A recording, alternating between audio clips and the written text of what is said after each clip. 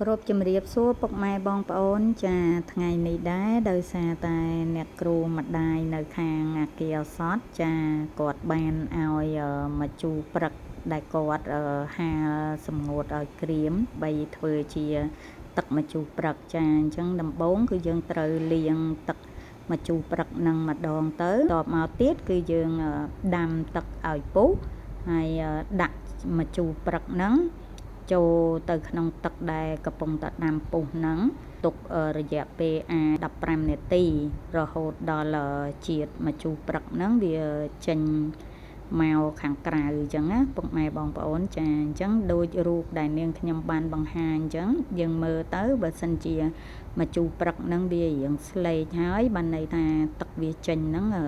អស់ហើយដោយសារតែវានៅកាកអញ្ចឹងខ្ញុំក៏យកធ្វើជាដំណាប់ម្ជូរព្រឹក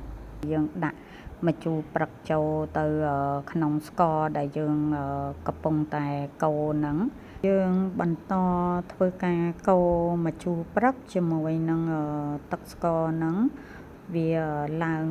ល្មួតរៀងឡើងស្អិតចឹងណាពុកម៉ែបងប្អូនចូលចិត្តល្មួតជាងនេះស្អិតជាងនេះអាចបន្តកូរបន្តិចទៀតបានចាអរគុណជម្រាបលា